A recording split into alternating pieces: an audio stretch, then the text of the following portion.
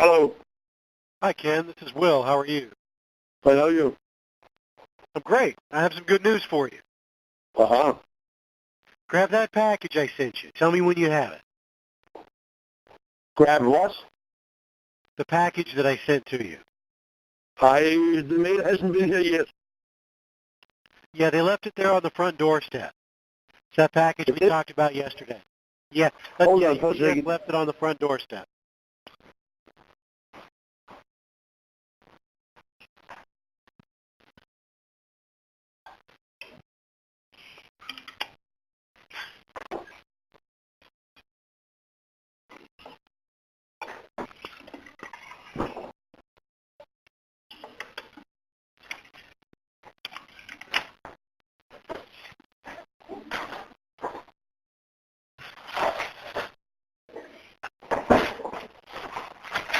Yes, I got it here. Okay, great. Tear that thing open. Yep. Let me know when you're looking at the front of that book we sent out. Okay. Got it. Great. Now, I'm sure you remember from yesterday, we're talking about a $125,000 position that can return $250,000. You recall that? What do you base that return on? That's a great question. Mostly the history of our projects. We'll take a look at them right here in a second. Mm-hmm. We'll look at the projects that we have developed and how they performed financially. So that's what we're basing that on, is our own history. Does that make sense? I also going to ask you, where did you get my name from? Oh, nothing glamorous. I bought a list of active investors, and you're on it. Uh-huh. Yeah. Yeah, so what we're doing here, looking at that front cover, we're buying land and then developing it in the Texas Triangle. You see those cities there, Dallas, Houston, San Antonio, Austin? Yep.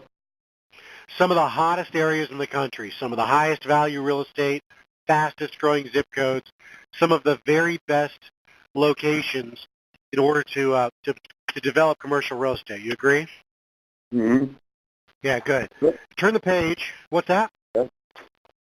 So I'm saying, I'm trying to read off here as you're going up.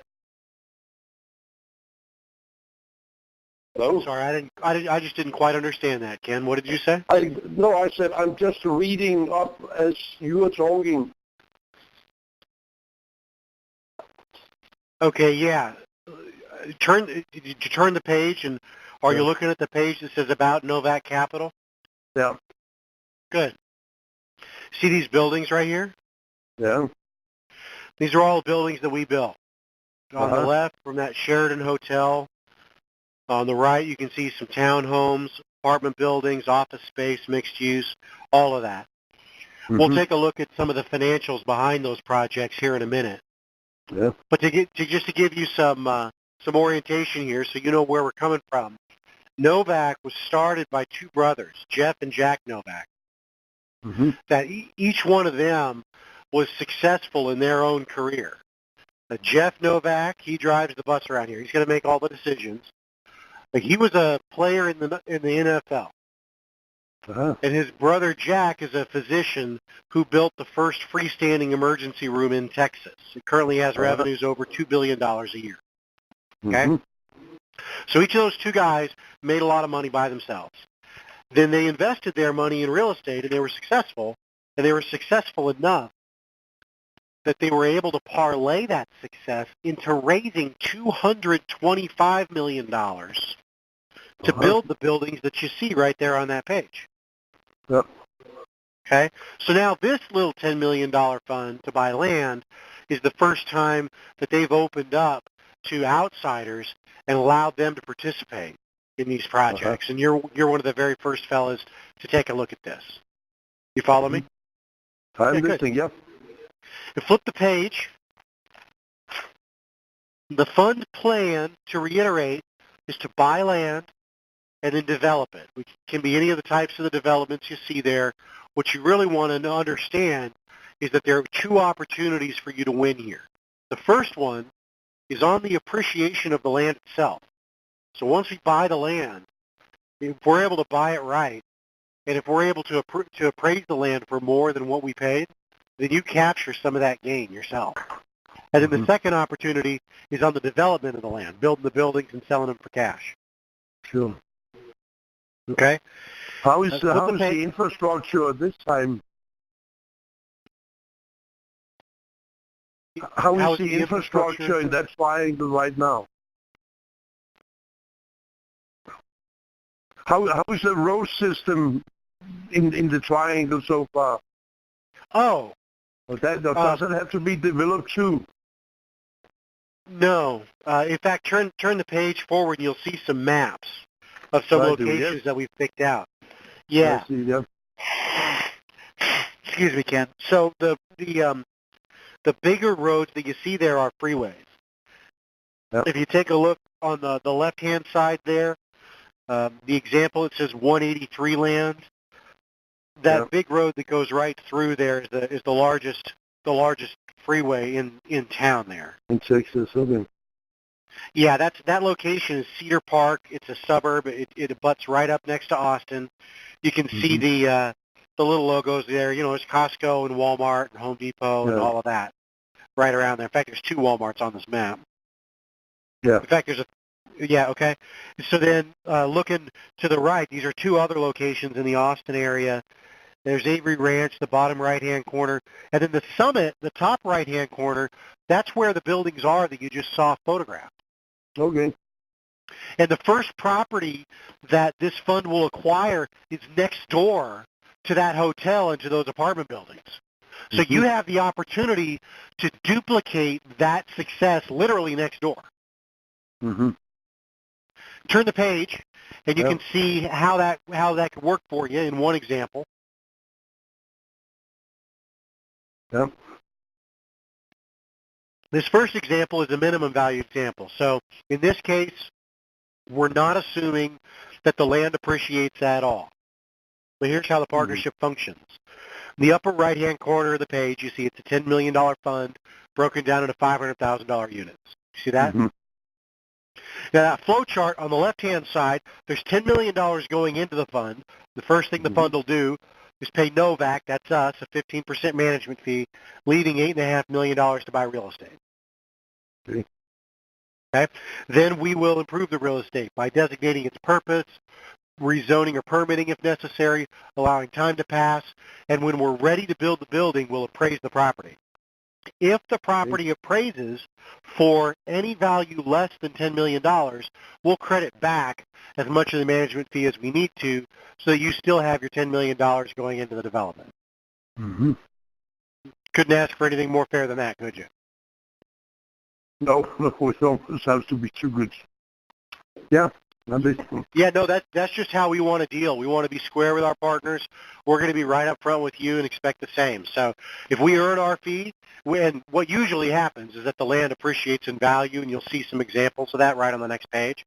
But just in case we don't earn the fee, if we can't buy land cheap enough that we can get it to appraise for more, then we'll credit our management fee back into the fund. That's how it's going to work. Now, the bottom half, the conversion calculator, you can see what happens on the construction multipliers. So on the left-hand side, there are different position sizes and their appropriate prices. So look at 1 unit, $500,000, for example. The 1x multiplier is $500,000. Okay. Look at 2.5x, be $1,250,000. Yep. See how that works? I got it, yeah. Yeah, good. Now let's take a look at what's happened in the past. Flip the page, and you'll see 6 examples of projects that we have built of this type. That hotel you saw earlier is in the right-hand column in the middle. The lots are down there at the bottom. So all 5 of these examples are still active. The one that's gone all the way through sale is in the upper left-hand corner. It's called the Rivery Park Apartments, and they're right next door to that hotel here in Georgetown, Texas, okay? The purchase price, look in the upper left-hand corner there. You see initial investment, $1,700,000. That's analogous to the $10 million for this fund. That was the price paid for the land, okay? Okay. Now below that, you see value $2,300,000. So before the apartments were built, the land was appraised, and it appraised at $2,300,000. Just to the right there, you can see that's a 33% increase just on the land. What time frame are you operating on here? From the initial investment to the value? We expect the bulk of our returns to come in the first 3 to 5 years. Okay. So flip forward to the... Let me just ask you one more time from that example on the Reverie Park apartments. Yeah. From the initial investment to the value was inked in here. What was the time? What was the time for this project? On that project, it was probably about 10 years. 10 years, okay. Yeah, probably on that one. Because Okay.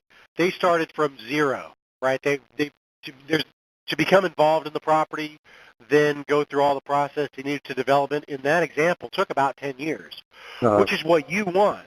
So now you've got the opportunity to build on the land literally next door to that, where all those 10 years have all built up to this point where now those apartments are standing there, and we're going to build another building even nicer right next door. So you don't have to wait through all that. You get to jump on right here at the end. Mm-hmm. Okay. Any other question about that for right now? We're going to come right back to the stage in a second. Okay, but take a look at the example, flip forward, and then look at the conversion calculator here. Yeah. What you want to notice, look at the one unit row again, one unit, $500,000. The 1x multiplier in this example, Ken, is $637,000. Do you see that? That's amazing. Because in this example, we've captured the appreciation and value of the land. You're right, it is amazing. Mm-hmm. Yeah, so if what happens on this project is what happened on the Reverie Park apartments and the land appreciates in value, then you can see even just your 1x multiplier on the construction, you can see a significant return on your investment right there. Does that make sense to you? Yeah. Yes. Yeah, now flip back to the examples. Look at the Reverie Park apartments again, and we'll see how well we did on the building, on the development. Looking right back at that same $2,300,000 value we just saw, right below that, there's the sales price. When we sold the apartment building, we sold it for $32 million, which netted $3,975,000 back to that investor on the $1,700,000 initial investment. Okay? So then to the right of that, the net profit is $2,200,000, or the multiplier is 2.3x. Yeah. So then flip forward and take a look at what that would mean to you on this project. Again, the one unit position, look at a 2.5x multiplier. It's $1,500,000 on a $500,000 investment, and you own land the whole time. Gotcha. That's a smart move, isn't it? Pardon? That's a smart move. Yeah, it is. It's great. Take a half a unit, Ken. Come develop this land with us. Take the half a unit position, the $250,000 position. You'll be glad you did.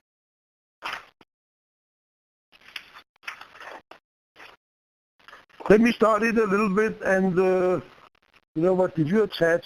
You didn't attach a business card or anything here. Is your phone number in the back of the folder here? That's a good question. No. I don't know if there's a telephone number on there or not. Grab a pen. I'll tell you what it is. I got it. I got a phone. I got a pen now.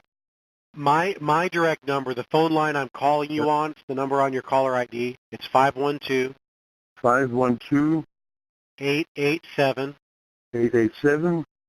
5125.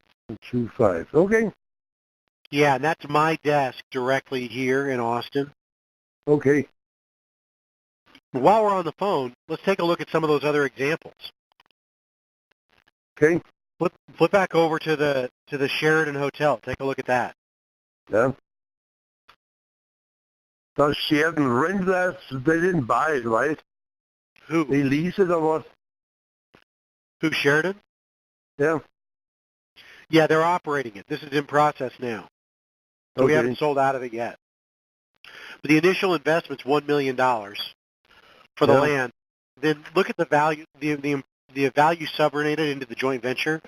It went up 112% to $2.2 million on just the land. Mm-hmm. So they doubled their money any just on the land. You haven't had any investments that went south? No. You mean no? No? We haven't had any investments that went south. No. Okay. Yeah, now some of these are still, the net result is to be tabulated, but the beauty is that since we own land, if the worst case scenario occurred, probably all we would need to do is wait a little bit. Mm-hmm. You know? That's why we're buying in these areas. They're fast-growing zip codes surrounded by retail development, nice buildings, where you want to build, and then we build a quality building like a 4-star hotel, Uh-huh. and we put ourselves in pretty excellent position. Sounds like you agree. But let me ask you this, Sheridan, I've been in the restaurant business my whole life, but Sheridan, do they lease it on a 10-year lease term, or how's that working? It's a good question. It depends on the development. It depends on what it is. So in the case of the apartment buildings, that's been sold, right? So we got the apartments leased up pretty much and then sold.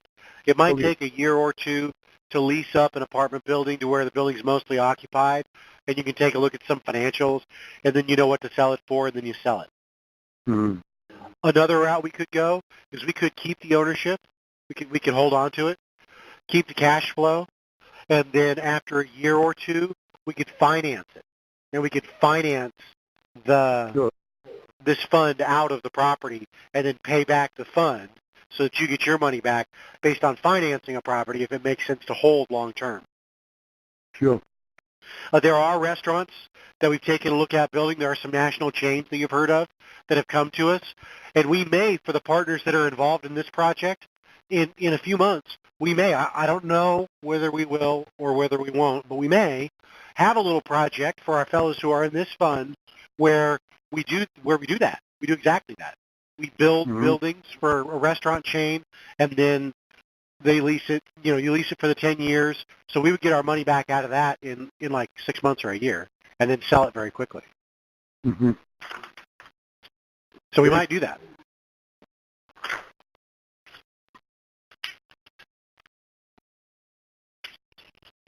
Okay. Flipping forward to the conversion table, it's the conversion calculator. What size position are you comfortable with? It will most likely at this time only be the 125,000. Yeah, and that's what we talked about yesterday. That's what I expected. Mm-hmm.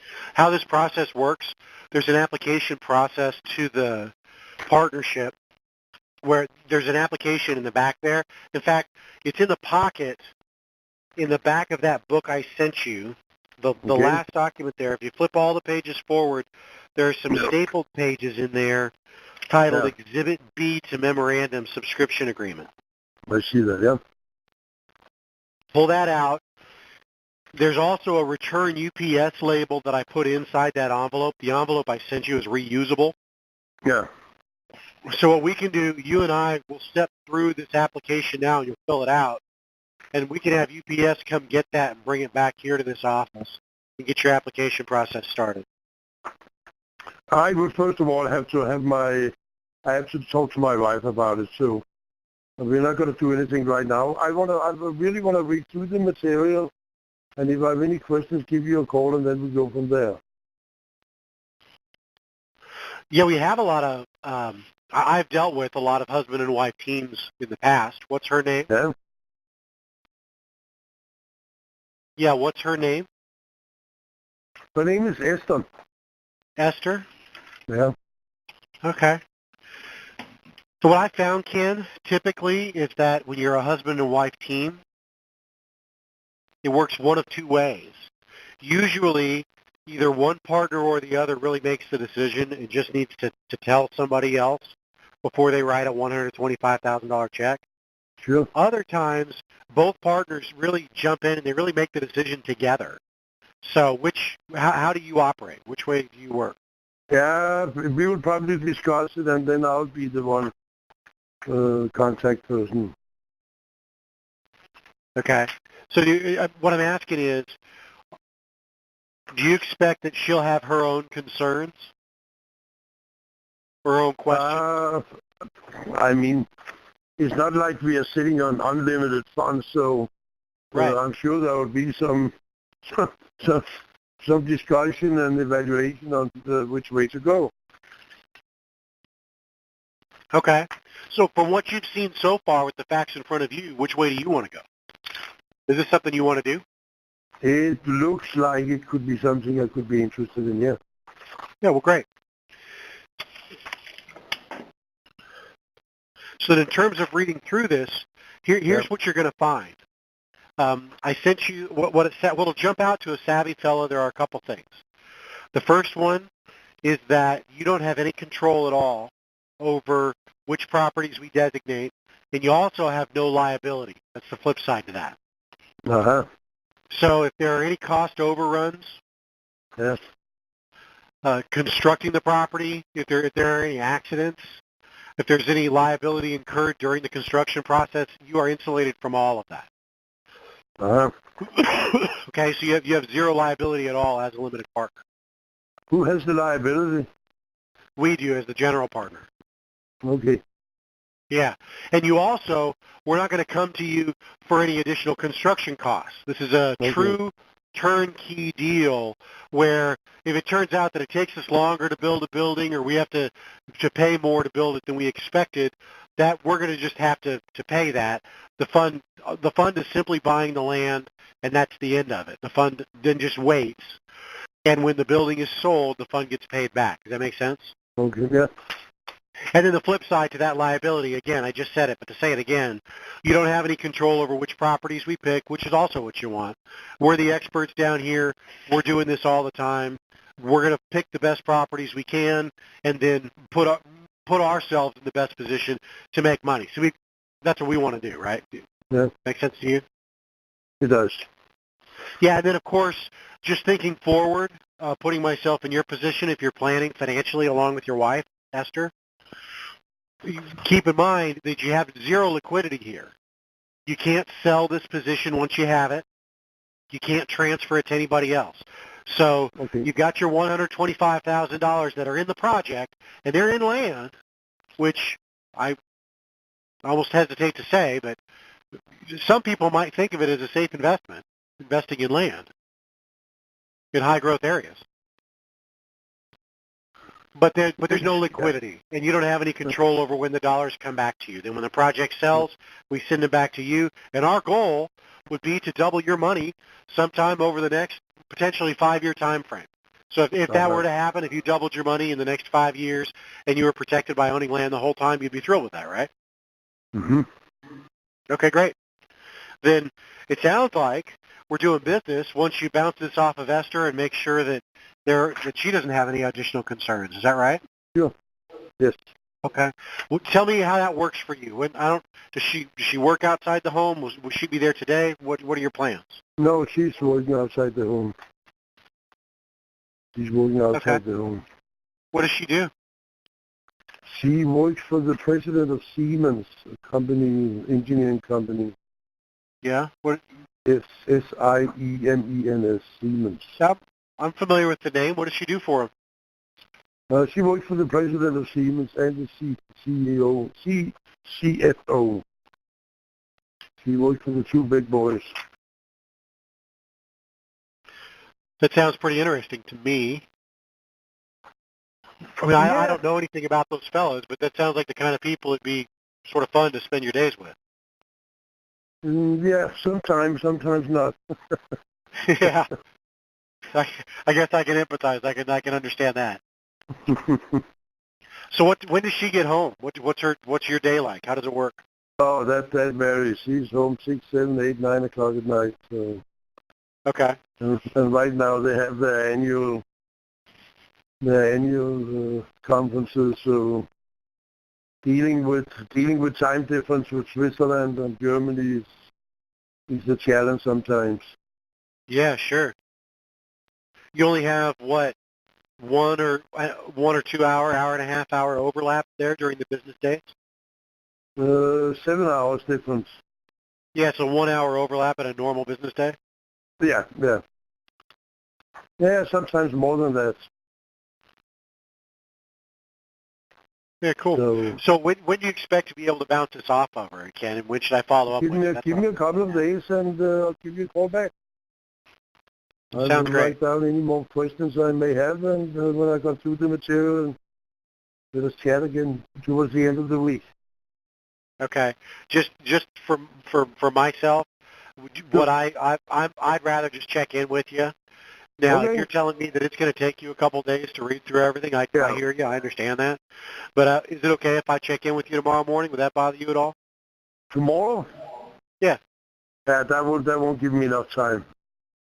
I'm not saying that I'm expecting you to write a check. I'm not gonna see my wife tonight anyway. It's a very great length of time, and I'm going on a fishing trip towards the end of the week, and we don't know if we start Thursday or we start Friday. Oh, okay. So call me back Friday. What do we have today? We have Tuesday. Today's Tuesday. Yeah, Wednesday, you won't be fishing. Thursday. So yeah, are you looking Friday. to accomplish this? Are you trying to accomplish this before you go fishing or afterward? I will certainly try to do it before. Okay. And you won't leave. You won't leave till Friday, or maybe Thursday or Friday. Well, why don't I give you a call Thursday?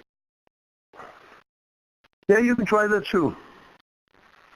Yeah, but I wouldn't want is for you to for us to miss a day there, to leave unexpectedly. So I'll check in with you on Thursday morning at about this time. Does that work for you? That sounds okay. Yeah. You let me ask great. you one thing already now. How many people do you have into this project so far? None. You'd be the first guy. None. Okay. Yeah, so what we're going to do is we're going to print up a little polo shirt for you and send it out. It'll have the company name on it. And if yours is the first application in, then we'll put on there first applicant. And then down the road when we're all playing golf together, we're only going to print one of those shirts. And you'll have the one that says number 1 on it. Okay. Okay? Sounds good. Let us talk again Thursday by noon. So. Sounds great. Yep. Okay, talk to you then. Take care. Have a good day. You too. Bye. Thanks. Bye-bye.